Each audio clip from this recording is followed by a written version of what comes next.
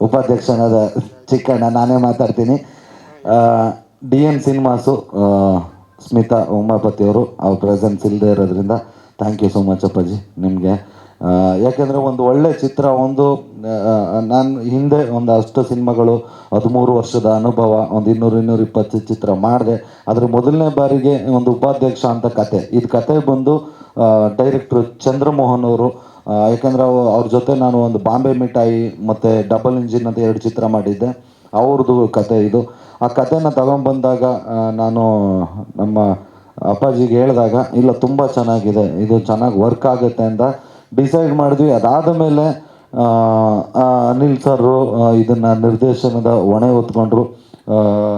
ಇದು ಒಂದು ಹಳ್ಳಿ ಸೊಗಡಿರೋ ಅಂಥ ಕತೆ. ಯಾಕೆಂದರೆ ಅಧ್ಯಕ್ಷ ಎಲ್ಲರೂ ನೋಡಿರ್ತೀವಿ, ಅದು ಒಂದು ಹಳ್ಳಿ ಸೊಗಡಿರೋ ಕತೆನೇ. ಇದು ಅದೇ ಥರ ಒಂದು ಗೆಜ್ಜೆಪುರ ಅಂತ ಆ ಊರಿನಲ್ಲಿ ನಡೆಯೋಂಥ ಕತೆ. ಆ ಅಧ್ಯಕ್ಷ ಏನಾಗಿತ್ತು, ಪೂರ್ತಿ ಹಳ್ಳಿಲೇ ಮುಗಿದೋಗುತ್ತೆ ಸಿನಿಮಾ. ಆದರೆ ಇದು ಸ್ವಲ್ಪ ಬೇರೆ ವರ್ಷನೂ ಎತ್ಕೊಂಡಿದೆ. ಹಳ್ಳಿನಲ್ಲಿ ಶುರುವಾಗಿ ಮತ್ತು ಒಂದಷ್ಟು ಟ್ರಾವೆಲಿಂಗ್ ಇದೆ. ಯಾಕೆಂದರೆ ನಮ್ಮ DOP ಶೇಖರ್ ಚಂದ್ರ ಅವರು ಒಂದು ಕಾಮಿಡಿ ಸಿನಿಮಾದಲ್ಲಿ ಸ್ವಲ್ಪ ರೊಮ್ಯಾಂಟಿಕ್ ಆಗಿ, ಆಮೇಲೆ ಒಂದಷ್ಟು ಸುಂದರವಾದ ಜಾಗಗಳನ್ನ, ಅಂದರೆ ಎಲ್ಲ ಆಲ್ಮೋಸ್ಟ್ ಸಿನಿಮಾಗಳಲ್ಲಿ ತೋರಿಸಿದ್ದಾರೆ. ಆದರೆ ಎಲ್ಲೆಲ್ಲಿ ಯಾವುದ್ಯಾವುದು ಇನ್ನೂ ಜಾಸ್ತಿ ತೋರಿಸಿಲ್ಲ, ಆ ಥರದ ಜಾಗಗಳಲ್ಲೆಲ್ಲ ಶೂಟ್ ಮಾಡಿದ್ದೀವಿ. ತುಂಬ ಚೆನ್ನಾಗಿ ಬಂದಿದೆ. Thank you so much DOP Shekhar Chandra ಸರ್ಗೆ. ನಮ್ಮ ನಿರ್ದೇಶಕರದ್ದು ಒಂದು ಪ್ಲಸ್ ಏನಂದರೆ, ಅವರು ಡೈಲಾಗ್ ರೈಟ್ರು ಆಗಿರೋದ್ರಿಂದ ಈ ಚಿತ್ರಕ್ಕೆ ಡೈಲಾಗ್ ಬರೆದಿರೋದು ರಾಜಶೇಖರ್ ಅಂತ, ಅವರು ಡೈರೆಕ್ಟ್ರೆ. ಇವರು ಡೈಲಾಗ್ ರೈಟ್ರ್ ಆಗಿರೋದ್ರಿಂದ ಒಂದಷ್ಟು ಸ್ಪಾಟ್ಗಳಲ್ಲಿ ತುಂಬ ಕಾಮಿಡಿ ತುಂಬ ಚೆನ್ನಾಗಿ ವರ್ಕೌಟ್ ಆಯಿತು.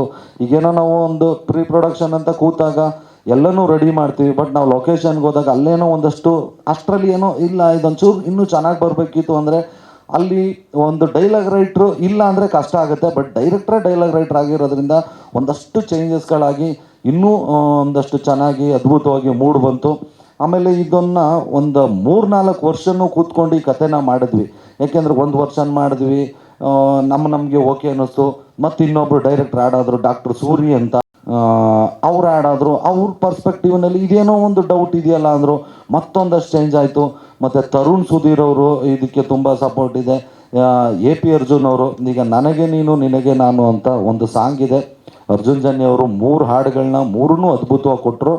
3 ನಮ್ಮ ಜನ ತುಂಬ ಚೆನ್ನಾಗಿ ಸ್ವೀಕಾರ ಮಾಡಿದ್ರು. ಆದರೆ ಅದರಲ್ಲಿ ಒಂದು ತುಂಬ ದೊಡ್ಡಿಟ್ಟು ನಮ್ಮ ನಿರೀಕ್ಷೆಗೆ ಮೀರಾಯಿತು. ನಾವು ಅಂದ್ಕೊಂಡಿದ್ವಿ, ನಾನು ಫೋನ್ ಮಾಡ್ತಾನೆ ಇದ್ದೆ ಆನಂದ್ ಅಡಿ ಅವ್ರಿಗೆ, ಇನ್ನೂ 1 ಮಿಲಿಯನ್ ಆಗಲಿಲ್ವಲ್ಲ ಸರ್, 1 ಮಿಲಿಯನ್ ಆಗಲಿಲ್ಲ, 2 ಆಗಲಿಲ್ಲ ಅಂತ. ಬಟ್ ಅದು ಇವತ್ತಿಗೆ 9 ಮಿಲಿಯನ್ ಆಗಿದೆ. ರಿಲೀಸ್ ಆಗೋಷ್ಟರಲ್ಲಿ 10 ಆದರೂ ಆಗುತ್ತೆ. ಒಂದು ಕಾಮಿಡಿ ಪಿಕ್ಚರ್ಗೆ ಆ ಥರದ್ದು ಒಂದು ರೊಮ್ಯಾಂಟಿಕ್ ಸಾಂಗ್ ಸಿಗೋದು ತುಂಬ ಕಷ್ಟ ಅನ್ಕೊತೀನಿ. ಯಾಕೆ ಸಿಗುತ್ತೆ ಅಂದರೆ, ಈ ಮ್ಯೂಸಿಕ್ ಡೈರೆಕ್ಟ್ರಿಗೆ ಯಾರೇ ಟ್ಯೂನ್ ಮಾಡಬೇಕಾದ್ರೂ ಅವ್ರಿಗೆ ನಾವು ಕಥೆನ ಹೇಳಬೇಕು. ಅವ್ರು ಹಿಂದಿನ ಮುಂದಿನ ಸೀನ್ಗಳನ್ನ ನೋಡಿ ಅದಕ್ಕೆ ತಕ್ಕಂಗೆ ಟ್ಯೂನ್ ಆಗ್ತಾರೆ. ನಾವು ಈ ಕಥೆನ ಹೇಳಿದಾಗ ಇದರಲ್ಲಿರೋ ಲವ್ವು ಅಷ್ಟೊಂದು ವೆಯ್ಟ್ ಆಗಿತ್ತು. ತುಂಬ ಒಂದು ಇನ್ನೋಸೆನ್ಸ್ ಲವ್ ಸ್ಟೋರಿ ಇದೆ. ಆ ಲವ್ ಸ್ಟೋರಿ ಕೇಳಿ ಆ ಸಾಂಗ್ ಹುಟ್ಟಿತು. ಫಸ್ಟ್ ಸಿನಿಮಾಗೆ ನನಗೆ ಈ ಥರದ್ದು ಒಂದು ಸಾಂಗ್ ಸಿಕ್ಕಿ ಆ ಸಾಂಗ್ನ ಜನ ಒಪ್ಕೊಂಡಿದ್ದು ತುಂಬ ಖುಷಿ ಪಡೋ ವಿಷಯ. ಹಂಗೆ ಇದನ್ನು ಲಿರಿಕ್ ಬರೆದಿದ್ದು AP ಅರ್ಜುನ್ ಅವರು. ಇನ್ನೊಂದು 2 ಸಾಂಗ್ಗಳಿದೆ, ಒಂದು ಇಂಟ್ರೊಡಕ್ಷನ್ ಸಾಂಗು, ಇನ್ನೊಂದು ಡ್ಯಾನ್ಸ್ ನಂಬರು, ಅದೊಂದು ಡುಯೆಟ್ ಥರ ಮಾಡಿದ್ದೀವಿ. ಅದನ್ನು ನಮ್ಮ ಬಹುದೂರ್ ಚೇತನ್ ಅವ್ರು ಬರೆದಿದ್ದಾರೆ, ಅವರು ಡೈರೆಕ್ಟ್ರು. ಸೊ ಒಂದಷ್ಟು ಡೈರೆಕ್ಟ್ರುಗಳು, ಒಂದಷ್ಟು ಕಲಾವಿದರುಗಳು ಎಲ್ಲರೂ ಸೇರಿ ಈ ಸಿನಿಮಾಗೆ ಸಪೋರ್ಟ್ ಮಾಡಿದ್ರು. ಆಮೇಲೆ ನಾವೇನೇ ಅಂದ್ಕೊಂಡ್ರು, ಈಗ ಡೈರೆಕ್ಟ್ರ್ ತಲೆಯಲ್ಲಿ ಒಂದು ಸೀನ್ ಬಂದರೆ ನಾನು ಇಲ್ಲ ಇದು ನೀನು ತೆಗಿಬೇಕು, ಈ ಥರ ಶೂಟ್ ಮಾಡಬೇಕು ಅಂದರೆ ಅದಕ್ಕೆ ಮುಖ್ಯವಾಗಿ ಬೇಕಾಗಿರೋದೇ ದುಡ್ಡು. ಅದನ್ನು ಪ್ರೊಡ್ಯೂಸರೇ ಕೊಡಬೇಕು. ಬಟ್ ಈ ಸಿನಿಮಾದಲ್ಲಿ ನಂದು ಯಾವುದು ಏನು, ಈಗ ನಾನೊಂದು 2-3 ಪಿಕ್ಚರ್ ನಾನು ಆಲ್ರೆಡಿ ಮಾಡಿದ್ದಿದ್ರೆ ಗೊತ್ತಿರೋದು ನನಗೆ, ಹಿಂದೆ ಇಷ್ಟು TV ರೇಟ್ಸ್ ಹಿಂಗೆ ಹೋಗುತ್ತೆ, ಇಷ್ಟು ಜನ ಬರ್ತಾರೆ, ಇಷ್ಟು ಮಿನಿಮಮ್ ಬಿಸ್ನೆಸ್ಸು ಇದಾಗುತ್ತೆ ಅಂತ ಆ ಧೈರ್ಯದ ಮೇಲೇ ಎಲ್ಲರೂ ಖರ್ಚು ಮಾಡ್ತಾರೆ. ಬಟ್ ಅದು ಯಾವುದೂ ನೋಡಿದೆ ಕಥೆನ ನಂಬ್ಕೊಂಡು ಈ ಕತೆಗೆ ಎಲ್ಲೂ ಮೋಸ ಆಗಬಾರ್ದು ಅಂತ ಫಸ್ಟ್ ಸಿನಿಮಾಗೇ ಇಂಥ ಒಂದು DN ಸಿನಿಮಾಸನ್ನು ಬ್ಯಾನರ್ ಸಿಕ್ಕಿರೋದು ನಿಜವಾಗ್ಲೂ ನನ್ನ ಪುಣ್ಯ.